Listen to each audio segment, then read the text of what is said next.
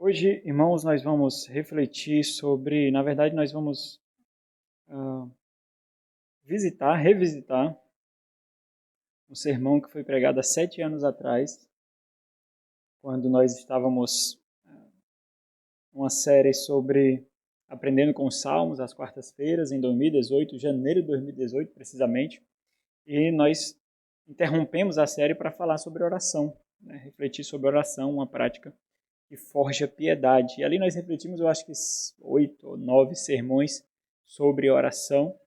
E eu trouxe um desses sermões para nós refletirmos mais uma vez. O tema do sermão é a urgência da oração. Então teve uma escalazinha, uma escala, como que uma escada subindo as nossas reflexões até chegarmos nesse sermão. Depois aqui terão alguns outros, né?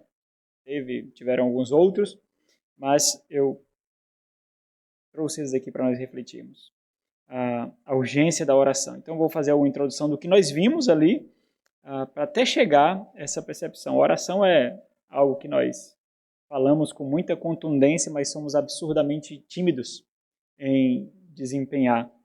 Nós conhecemos todos os diagnósticos para tomá-la, mas mesmo assim nós não fazemos. E essa geração na qual nós vivemos, isso acontece com maior contundência, né? Nós entendemos que parar e orar não é produtivo, então nós simplesmente não nos dedicamos à oração porque é muito improdutivo, especialmente para a nossa vida espiritual, né? Uma vida de oração é bem mais profunda do que uma vida de leituras de livros. Ler livros sem orar apenas alimenta a nossa curiosidade, consequentemente o nosso ego, e não forja piedade em nós. Existem pessoas que não leem nem 10% do que nós lemos, mas são muito mais piedosos do que nós. Não têm o conhecimento, a eloquência, a cultura que nós temos, mas são muito mais piedosos do que nós por causa da nossa timidez e covardia de nos apresentarmos diante do Senhor, né? Então, essa geração acaba cultivando isso de forma ainda mais grotesca. Nós poderíamos refletir aqui sobre aquelas exortações que são tão taxativas que acaba que não fazem mais sentido, né? Quanto tempo você passa no celular? Quanto tempo você passa no Instagram? Quanto tempo você...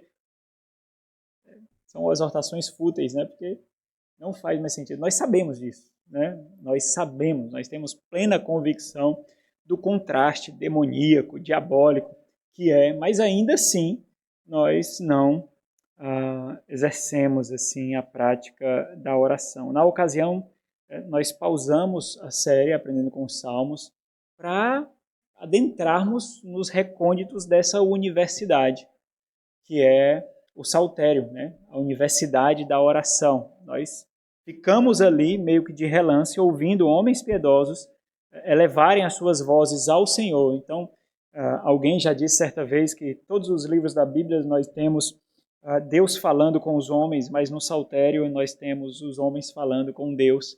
E assim é revelação para nós. Como os puritanos olhavam os salmos como espelhos da alma, né, como canção para a alma, assim também deve ser a nossa disposição. Nós aprendemos a orar, alguém já falou que nós aprendemos a orar orando, e é mentira, nós não aprendemos a orar orando, nós aprendemos a orar lendo os salmos, lendo as Sagradas Escrituras, né? É sabendo como os homens de Deus falam com Deus que nós aprendemos a orar. Esses salmos, né, o saltério, ele foi concebido justamente sobre isso, como centro de aprendizado da oração, como a universidade da piedade por meio da oração, onde os santos do passado observavam com muita contundência. E até chegarmos nessa reflexão aqui, nós refletimos sobre outros pontos, né? Nós refletimos no fato de que a oração ela é uma disciplina que forja piedade e devoção. Sem a oração, conhecimento é simplesmente nutrição, ração para a curiosidade. Não forja uma família piedosa, não forja um lar piedoso, não forja uma vida piedosa. É a oração que vai atear fogo no conhecimento que tem no coração. Caso contrário, será apenas eloquência, apenas cultura. E isso, quando isso acontece, é absurdamente perigoso, porque nós servimos, nós tomamos o conhecimento como combustível para a nossa própria defesa, para a defesa do ego, para a defesa de arrogante. Doutores também se desviam da fé. Mestres também se desviam da fé.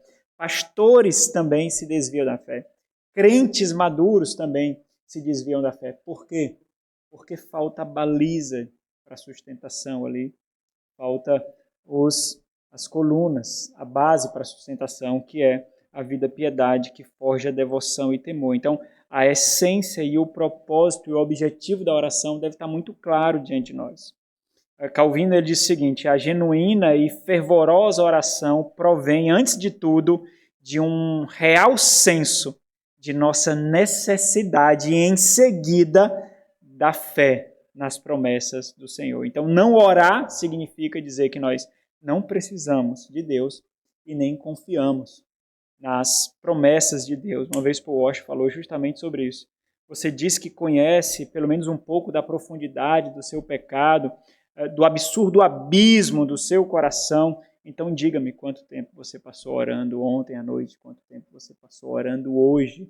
Então eu direi se de fato você realmente conhece pelo menos um pouco da profundidade do seu coração. John Piper também fala muito sobre oração. Ele diz que a oração foi planejada por Deus tanto para manifestar a plenitude dele, quanto para manifestar a nossa necessidade.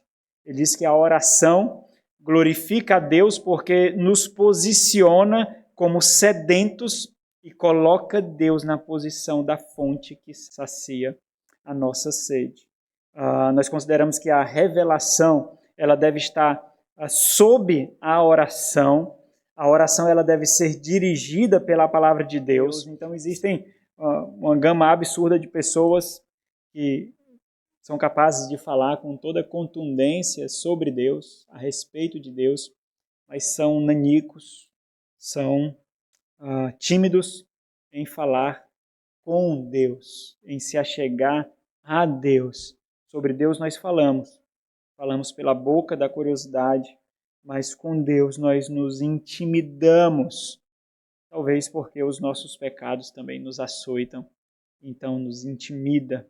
Nós refletimos sobre o autoconhecimento e a oração. Nós destacamos que conhecimento não nos torna piedosos, humildes, serve apenas de máscara para uma hipocrisia, e aí então o perigo do conhecimento sem piedade. Na ocasião, nós denunciamos que, infelizmente, a oração é uma bênção desprezada, mesmo para cristãos, buscada apenas em tempos de angústia, então é utilizada como uma ferramenta do ego, como nós já refletimos aqui. Quando nós buscamos ao Senhor, quando nós estamos passando dificuldade, é tão somente porque nós estamos sentindo na nossa própria pele a dificuldade e o problema. Então, apesar de nós precisarmos fazer isso, buscar a Deus, mesmo na dificuldade, quando nós não o buscamos, quando nós não estamos passando em dificuldade, ainda assim não remove o fato de que nós só o fazemos porque nós fomos tocados, porque nossa pele foi tocada, porque os nossos bens foram tocados, porque o nosso conforto foi tocado, porque nossa estabilidade foi tocada, e então acaba sendo mais a oração com tons, com sotaque do ego, e nós não percebemos isso ali. Tem um livro que é escrito por dois autores, uma autora e um autor. O autor é J.I. Packer, a autora eu esqueci o nome, é publicado pela editora cristã, pela Cultura Cristã, e o título do livro é assim: A Oração, do Dever ao Prazer. Nós tivemos um sermão que nós refletimos só sobre isso, oração, do dever ao prazer. A oração é um mandamento divino, todos nós sabemos. Isso deveria ser motivo suficiente para nós orarmos. Mas como cristãos que nós somos, nós entendemos perfeitamente que há prazer na obediência, que há prazer nos deveres.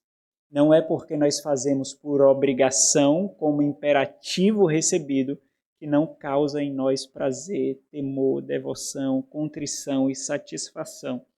Se nós entendemos assim, é por dever. Eu faço por obrigação e não por devoção.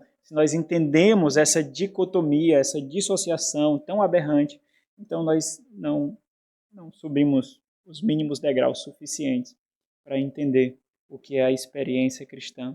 E na experiência cristã, a obediência é recheada, é revestida por prazer. Caso contrário, seriam apenas sentimentos sem conhecimento, sentimento, afeição sem revelação. Mas não é assim. Tim Keller, ele disse o seguinte: deixar de orar, portanto, e ele também tem um livro sobre oração, livro volumoso, só sobre oração. Ele diz: deixar de orar, portanto, não é simplesmente violar uma regra religiosa, é deixar de tratar Deus como Deus. É dizer, eu não preciso de ti, porque eu posso viver a minha vida. É pecar contra a glória de Deus. Então vamos refletir um pouquinho sobre a urgência da oração. Tim Keller, novamente, falando sobre isso, ele disse: a oração primordial é um grito de ajuda, é um grito de socorro a Deus.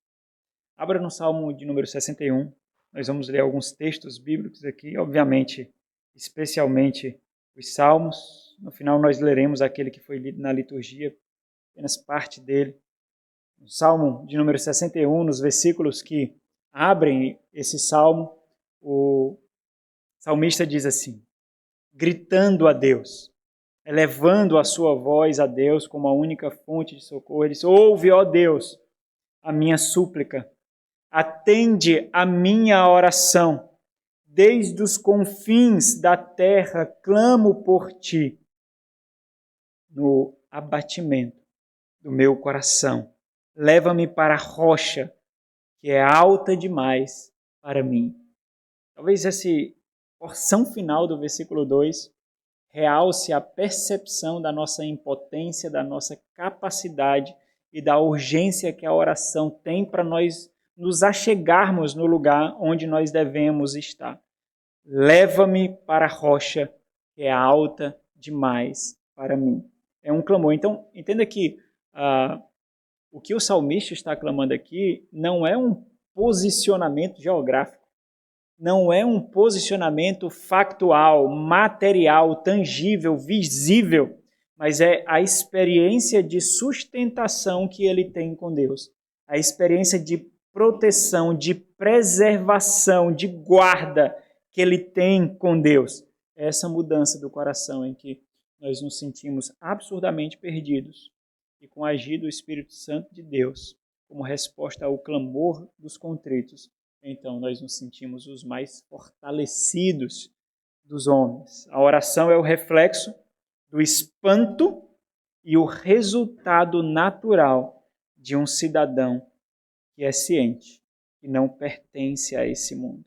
Quando nós nos deparamos com essa realidade de que esse mundo é estranho a nós, de que esse mundo não produz o oxigênio necessário para a nossa alma, de que esse mundo não tem a atmosfera necessária para a nossa subsistência, não tem um alimento necessário para a nossa vida. Quando nós percebemos isso, então nós respondemos como?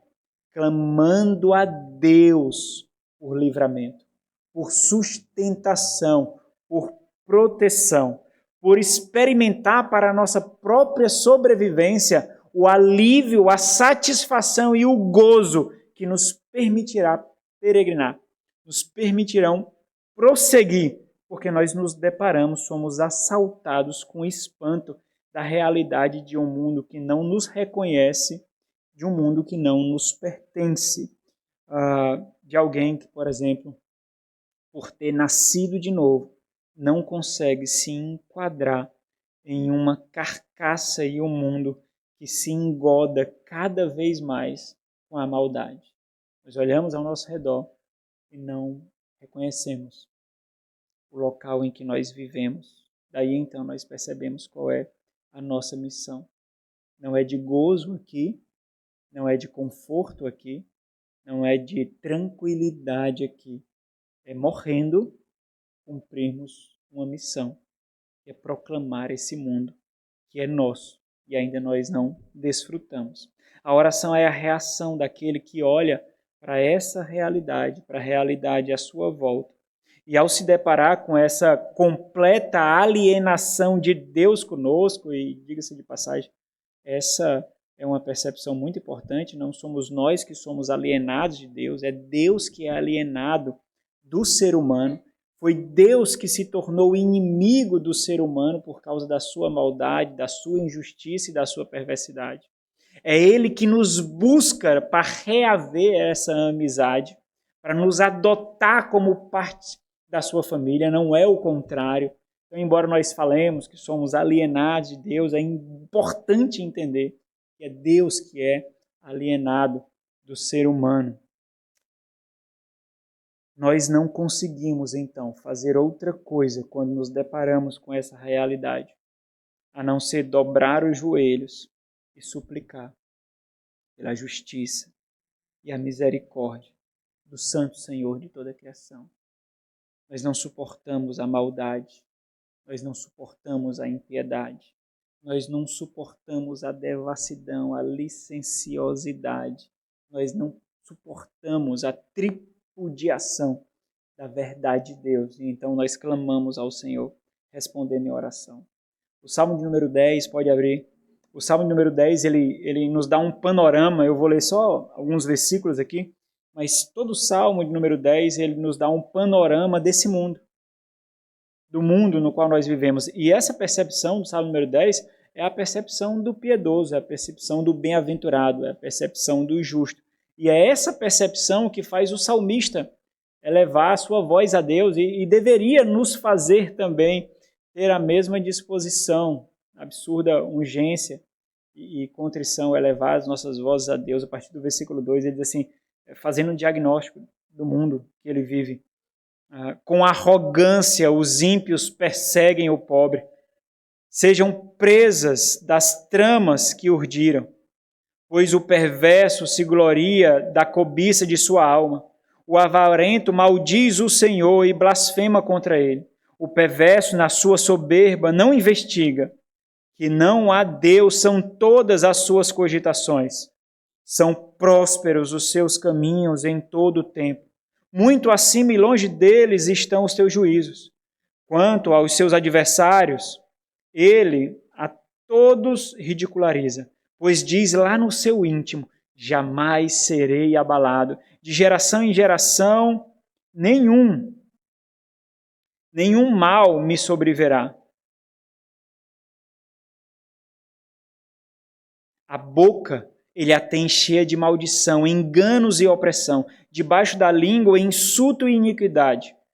Põe-se de tocaia nas vilas, trucida os inocentes nos lugares ocultos. Seus olhos espreitam o desamparado. Está ele de emboscada como o leão na sua caverna. Está de emboscada para enlaçar o pobre. Apanha-o na sua rede, o enleia. Abaixa-se, rasteja em seu poder, lhe caem os necessitados. E o Salmo continua. Mas essa é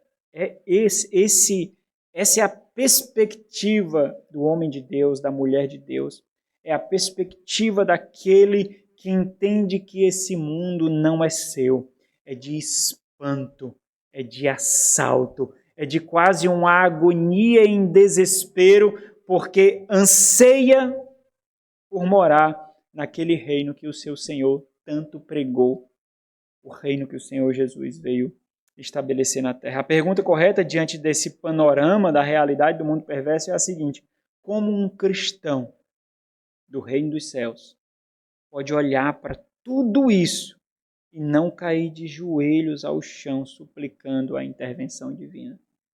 Como um cristão, ao ver tudo isso, decide tão somente buscar o deleite da sua alma, os manjares desse mundo, as glutonarias da própria carne, que é o subejo desse mundo, para nos dar os resquícios, os flagelos de prazeres. Como nós não caímos de joelhos? Na verdade, na maioria das vezes, quando nós temos as nossas raízes arrancadas desse mundo, nós nos costumamos não sorrir e nem chorar de alívio, nós costumamos nos debater. Nós não louvamos, nós não bendizemos, nós praguejamos.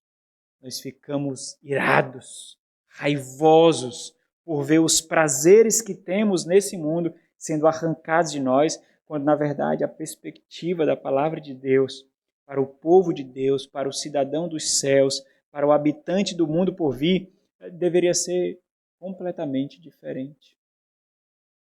Ao ver-nos desmamados desse mundo, mesmo por meio de lágrimas, nós deveríamos experimentar o mais profundo alívio. E ainda assim, essa é a triste e ímpia realidade da insensibilidade da relação do homem, mesmo crentes, com o mal e a blasfêmia contra Deus, nas suas mais variadas esferas, nos seus mais variados aspectos.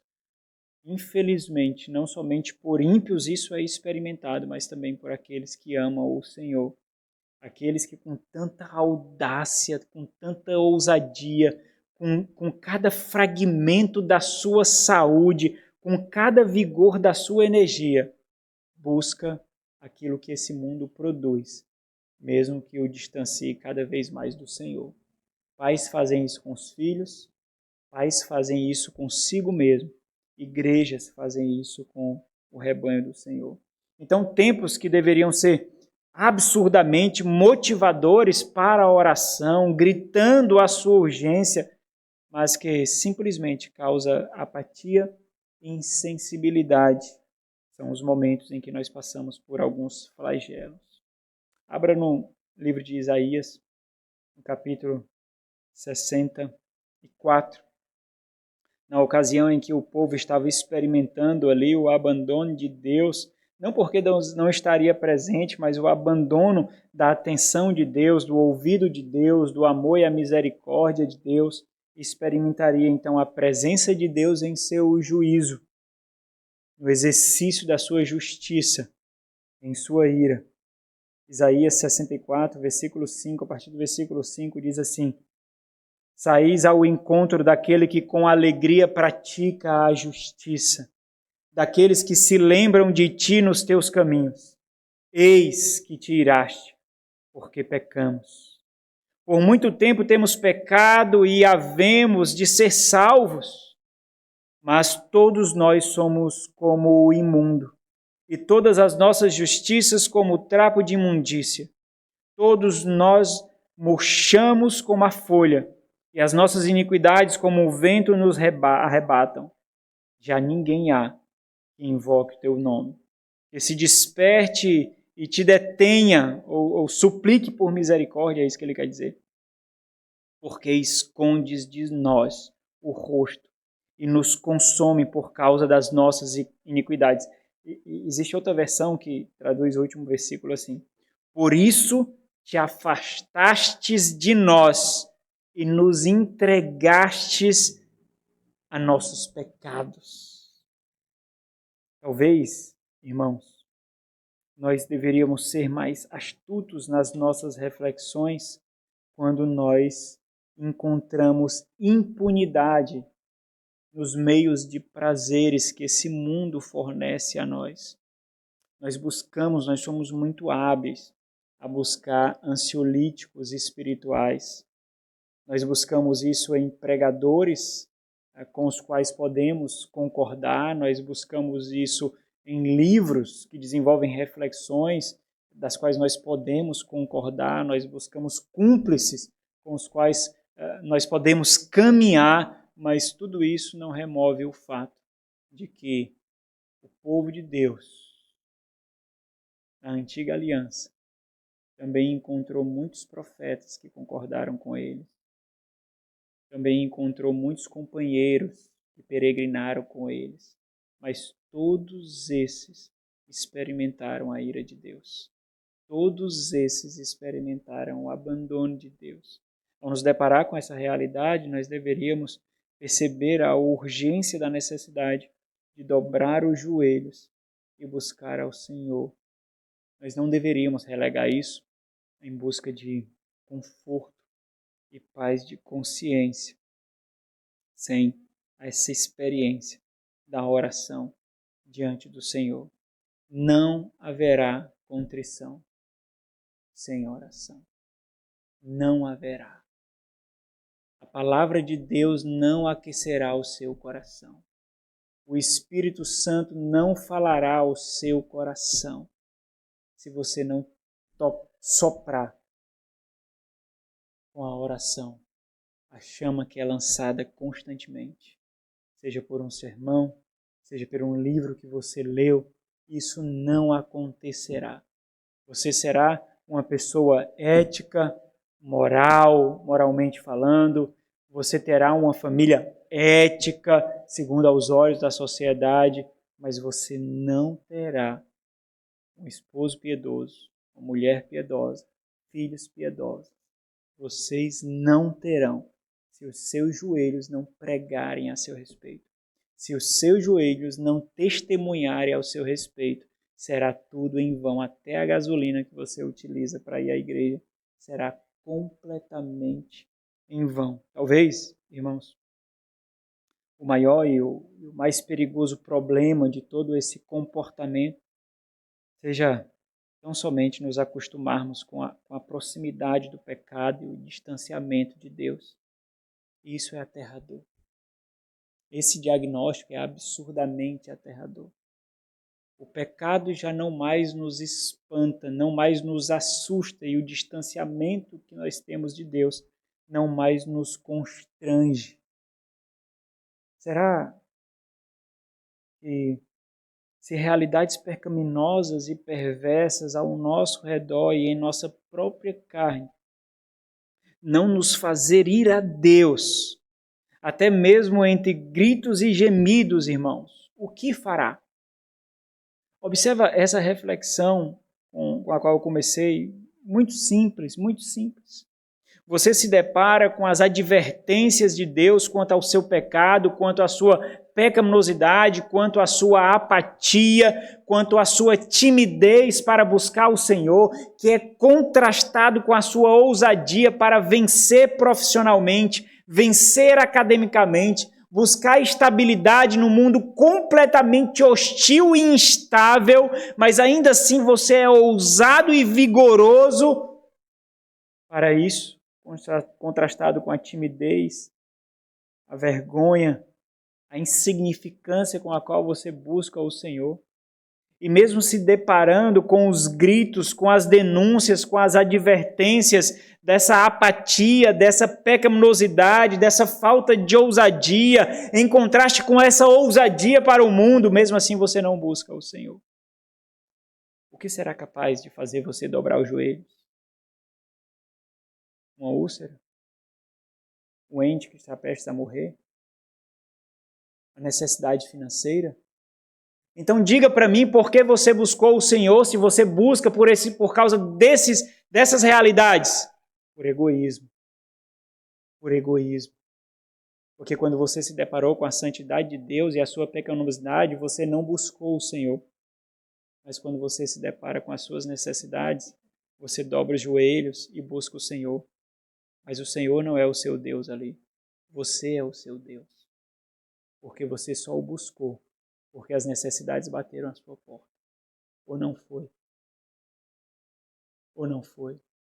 Então, cuidado com a encenação da piedade fechado no seu quarto. Continua sendo hipocrisia, continua sendo falsidade, embora aqueles que estão ao seu redor não o vejam. Apesar das suas necessidades, você busca o Senhor. Apesar das suas dificuldades, você busca o Senhor. Apesar das suas bonanças, você busca o Senhor. Talvez se nós nos atentássemos para essa realidade, nós nos importaríamos mais com os próximos. Nós seríamos mais empáticos. Nós teríamos mais compaixão daqueles que estão ao nosso redor e não buscaríamos colocar um holofote constantemente para os nossos problemas. Nós não visitamos mais enfermos. Nós não visitamos mais irmãos que deixam de vir à igreja. Nós não nos preocupamos com irmãos que estão claramente exibindo esfriamento, apatia. Por que nós não fazemos isso? Porque são os nossos problemas.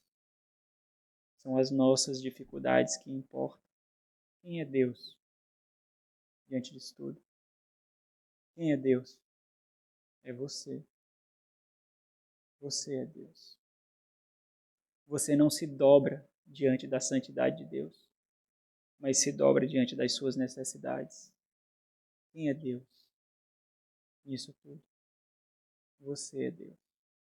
E você faz isso com toda a eloquência, com todo o vocabulário que você desenvolveu do tempo de crente, piedoso. Mas ainda assim, a idolatria, hipocrisia e falsidade, irmãos. A terrível realidade do nosso estado de ainda não glorificados deveria ser motivo suficiente para nós lutarmos com Deus em oração. Mas se isso não acontece é porque o mal não nos espanta. O que acontece quando você vê um cidadão dos céus cometendo pecados que um cidadão dos céus não deveria cometer? O que isso causa no seu coração? Não causa estranheza, não causa espanto. Existem pecados que crentes não deveriam cometer. Aqueles que professam que amam o Senhor simplesmente não deveriam cometer. E quando isso acontece, o que causa em você? Nós deveríamos fazer a semelhança de Jacó. Como ele fez. Ao ver a esperança diante do profundo medo de seu irmão Esaú no vale de Jaboque. Deveria servir de exemplo para nós. Naquele momento, Jacó demonstrou profunda e insaciável fome, vocês conhecem a história, de que nenhum animal do seu rebanho poderia saciar, nenhuma fonte de água fresca poderia saciar. Um tipo de fome que ele só teria se o Senhor respondesse. Ele estava faminto por aquilo que só é possível somente encontrar em Deus. E lutando com Deus, Deus disse em Gênesis 32, deixa-me ir. Já rompeu o dia e Jacó clamou, não te deixarei ir, se não me abençoares. Naquele momento, Jacó ele foi surpreendido e ele percebeu que toda a sua luta, na verdade, não era contra Labão, não era contra Esaú, mas era com Deus. E durante todo esse processo necessário, todo esse processo foi necessário para lapidá-lo, seja com Labão, seja com Esaú. Foi necessário para lapidá-lo, para depurá-lo, não do mundo, mas da sua própria carne, de si mesmo. Quantas ferramentas você despreza para isso? Quantos processos você despreza porque você tem a opção, porque você tem o poder? Eu aceito isso se eu quiser. Sou adulto, preciso prestar contas com ninguém não, a vida é minha. Eu sou um pai de família, eu sou uma mulher de família. Eu já estou fazendo universidade, qual é o problema? Nem com os meus pais eu me relaciono desse jeito. Quantos processos você desprezou? E por causa disso você ainda continua no lugar que você sempre esteve. Não importa quantos anos de crente você tenha ou quantas vezes você vem à igreja. Quantos sermões você ouve? Quantos sermões você ouve por semana? Lavando roupa, lavando os pratos, limpando a casa, no trabalho, correndo, na academia. Quantos sermões? E aí? Eu quero lhe dar um conselho, não ouça. Não ouça. Não faça isso. Você está acostumando sua alma com a insensibilidade da inércia porque você não faz nada. Você escuta homens pregando vigorosamente para suas igrejas e você ouve como se estivesse diante de um palestrante. Não faça isso. Não faça. Porque são denúncias contra você. Denúncias contra você. Preste contas com aqueles que lhe amam. Preste contas com aquele cujo compromisso não é o seu casamento. Não é a sua maternidade, não é a sua paternidade. O compromisso é para que você seja forjado tal qual Cristo é. Preste contas com esses. E dali em diante, Jacó, diante da sua derrota, o processo o deixou ferido, mas ele obteve a sua vitória.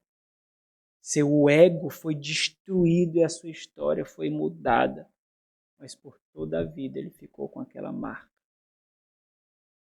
Um homem piedoso do século XVII disse o seguinte: a aflição é a pedra de amolar da oração e da obediência. O apóstolo Paulo, ele desenha a figura do crente como alguém que foi preparado para a batalha. E ele não foi preparado com armas desse mundo, ele foi preparado para a batalha com algo que não depende dele, não depende das suas próprias forças, não depende das suas próprias armas, mas depende somente daquilo que Cristo, como seu general, poderia fornecer para ele. Foi isso que Cristo nos deu. Ao subir, a descer às regiões inferiores da terra e a subir às alturas, nos dotou com a armadura de Deus, como diz Efésios capítulo 6. A armadura de Deus. E o fato aterrador é porque, mesmo sendo dotados com a armadura de Deus, e esse é o diagnóstico de Paulo, muitos cristãos simplesmente não as usam. Mesmo cientes do fato de que na conversão, todos aqueles que foram atingidos pelo Espírito Santo de Deus, os eleitos do Senhor, tiveram seus corações arrebatados e mudados pelo Espírito Santo de Deus, experimentaram a conversão, no mesmo instante foram alistados no exército dos céus e receberam a armadura de Deus, mas ainda assim, poucos a utilizam. É por isso que Paulo nos exorta a tomar a armadura de Deus. Talvez você não saiba porque você não tem tanto vigor espiritual. Parou para pensar? Por que não? Não importa quantas pregações você escute, quantos conselhos você recebe, quantas exortações. Não importa. Você simplesmente continua fraquejando na fé. Você não desenvolve ousadia, você não tem vigor. Por quê? É muito fácil dizer que o problema é a igreja, é muito fácil dizer que o problema são os irmãos, é muito fácil. Foi isso que Paulo revelou à igreja de Éfeso. Porque você não está tomando posse daquilo que você recebeu para a batalha. Você está batalhando, porque viver é batalhar. Só que você está fazendo isso com as suas próprias forças, com a sua própria armadura, com as suas próprias armas. E a sua própria força não vence. A sua própria armadura é fraca. Por isso que Paulo exorta os crentes de Éfeso, e assim também nós, em Efésios capítulo 6, 18. Ele diz que com toda a oração e súplica, orando em todo tempo no Espírito, e para isto vigiando com toda perseverança e súplica por todos os santos. É assim que nós tomaremos posse, nos revestiremos, ativaremos a armadura de Deus em nós. Caso contrário, essa luta espiritual que todos nós travamos será combatida com as nossas próprias forças. E nós perderemos. Você já parou para pensar que realmente não faz sentido ter tanto conhecimento sem contrição? É só você fazer o cálculo. Quanto de conhecimento que você recebe, quanto de piedade isso faz brotar no seu coração, na sua família. A história conta que Lutero mesmo ocupado com a reforma, ou melhor dizendo, por causa da reforma, ele dedicava cerca de 3 horas todos os dias em oração. E certo dia, diz o relato histórico, ele falou para o seu companheiro de reforma, Felipe Melanchthon, seguinte, ele disse, preciso acordar 1 hora mais cedo amanhã, porque devido a tudo que tenho para fazer, preciso gastar mais tempo em oração. A nossa geração é o oposto. Quando nós temos muito a fazer, o que nós descartamos? A leitura da palavra e da oração. E é por isso que não dá certo. É por isso que você vai continuar atolado. É por isso que o dinheiro vai continuar faltando. É por isso que as forças vão continuar poucas. É por isso que você vai continuar enfrentando o problema. É por isso que a solução não virá. Porque você realmente acha que é com a sua força. Cuidado com a mordaça da produtividade. Nós já refletimos sobre isso aqui. Quando você tem muito a fazer, você mostra que o Senhor é soberano do seu tempo. Você fecha os olhos e ouvidos para todos e todos. E o mundo não vai parar por causa de você. Porque esse mesmo Deus que veste a erva do campo e alimenta os pássaros, cuidará de nós. Esse mesmo Deus cuidará de nós. Mas no seu dia você precisa mostrar quem é o Senhor dele. Não é a sua agenda, fornecedores, clientes, professores, problemas. É Ele. É Ele. É Ele. Assim como esses homens, juntamente com Paulo, Daniel e o Senhor Jesus Cristo, a nossa disposição e convicção para a oração deve ser a mesma afirmada por Davi no Salmo 55, salmo que nós lemos. Quando ele disse assim, Salmo 55, 16. Eu, porém, invocarei a Deus, e o Senhor me salvará. À tarde, pela manhã e ao meio-dia, farei as minhas queixas e lamentarei, e ele ouvirá a minha voz. Agora, irmão, para nós concluirmos, porque a oração não somente é um dever, mas uma necessidade, um prazer e, sobretudo, a urgência do cristão. Por quê? Porque nós devemos compreender a afirmação de Paulo à igreja de Filipe. Porque na oração nós nos encontramos com o nosso Senhor. E todas as vezes que nós nos encontramos com o Senhor, nós experimentamos de forma mais intensa o antigozo da eternidade. Quando ele disse estar com Cristo é incomparavelmente melhor. E quando nós oramos, nós nos encontramos com Ele. Quando nós oramos, nós somos lembrados que nós não somos desse mundo. Nós somos lembrados que toda essa perversidade um dia terá fim, toda essa natureza pecaminosa um dia terá fim. Nós oramos porque na oração a nossa alma respira o oxigênio próprio dela, o oxigênio da eternidade.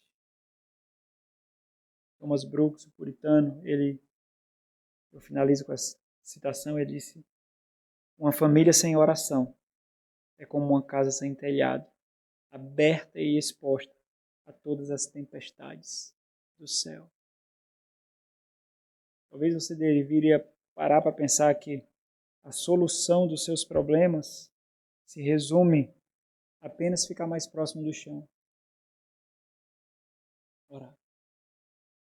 Ficar um pouquinho mais próximo do chão. Dobrar os joelhos e orar. Mas talvez, para cristãos que confiam na sua própria força, isso é simples demais. E nós continuaremos na nossa própria desgraça enquanto nós não atentarmos para isso. Vamos a Deus em oração. Nosso Senhor, fazemos agora aquilo que refletimos, ó Deus. Nos achegamos ao Senhor. Constrangido pelo Teu Santo Espírito, diante da nossa apatia para buscar o Senhor. Na realidade que vivemos, ó Deus, não precisa ser profeta para isso. Vivemos atolados, atribulados. O próprio fato de ser tão árduo, tão hercúleo, viver uma vida em comunidade cristã, uns com os outros. A dificuldade de viver isso já atesta esse fato de como esse mundo nos faz sucumbir nas nossas próprias prioridades, ao invés de buscar o Senhor. Quantos afazeres temos para os nossos filhos, para que eles sejam melhores estudantes, acadêmicos, profissionais. Quantos afazeres nós temos, ó Deus, para termos mais notoriedade no mundo dos negócios, no mercado de trabalho. E tudo isso funciona como cortina de fumaça, como um laço para nos prender, como uma armadilha para nos fisgar, para que não sintamos contentamento, não sintamos deleite e não vejamos a urgência de obedecer à ordem do Senhor, de que por esse vale da sombra da morte nós só passaremos com o Senhor. Se não te buscarmos, ó Deus, nós sucumbiremos. Ajuda-nos, ó Pai, a entender de uma vez por todas essa necessidade, essa urgência, em nome de Jesus.